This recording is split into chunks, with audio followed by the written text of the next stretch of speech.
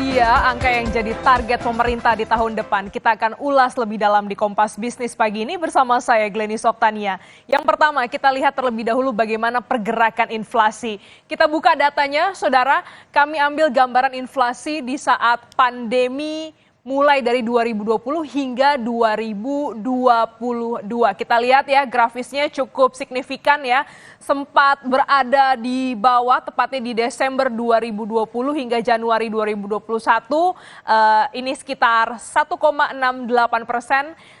Atau juga di Januari 2021 adalah 1,55%. Sempat naik di Desember 2021 berada di 1,87%, kemudian mulai naik lagi di Januari 2022. Kita ingat saudara, ketika pandemi ini memang kondisi perekonomian cukup morat-marit ya. Kita ingat bahwa ada pembatasan mobilitas masyarakat hingga daya beli masyarakat yang juga terganggu. Nah, ini ada juga yang pemicu di Desember 2022, ini sempat adalah harga pangan yang naiknya gila-gilaan. Nah, ini disebabkan salah satunya adalah kondisi geopolitik Rusia-Ukraina dan juga membuat harga gandum naik karena adanya pembatasan impor gandum dari kedua negara tersebut. Namun kita lihat di 2023 angkanya ya berada di angka kisaran 5%, begitu. Ini juga ya di Juli kemarin di 2023 inflasi sudah kembali ke angka 3%. Targetnya di tahun ini inflasi ada di angka sekitar 3,6% plus minus 1%. Dan sementara di RAPBN 2024 inflasi ditetapkan di angka 2,8% plus minus 1%. Setelah itu kita bergeser bagaimana dengan nilai tukar rupiah. Fluktuasi pergerakan nilai tukar rupiah amat dipengaruhi dengan apa yang sedang terjadi di ekonomi global. Kita lihat dari 2018 berada di 14.481, sempat turun ya. Ini di 2019 di 13.901. Nah, ini terus mulai menanjak naik hingga yang paling tinggi adalah di 2022 yaitu di kisaran 15.731 per dolar. Dan saat ini nilai tukar kita berada di kisaran 15.300 per rupiah.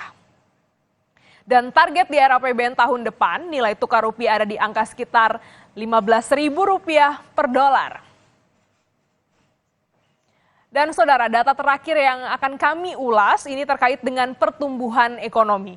Pertumbuhan ekonomi Indonesia sebelum pandemi, tepatnya di sekitar tahun 2018-2019, selalu berada di atas 5%.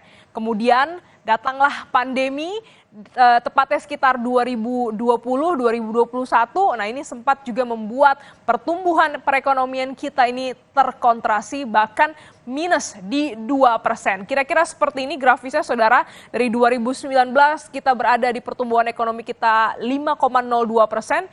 Di 2020 terjun ya minus 0,7%.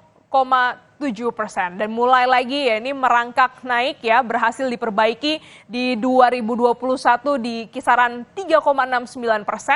Dan juga di 2022 Indonesia kembali menyentuh angka pertumbuhan seperti sebelum pandemi yaitu di atas 5%. Dan di 2023 target pertumbuhan kita berada di sekitaran 5,3%. Di RAPBN 2024, saudara, target pertumbuhan dipatok di angka 5,2%.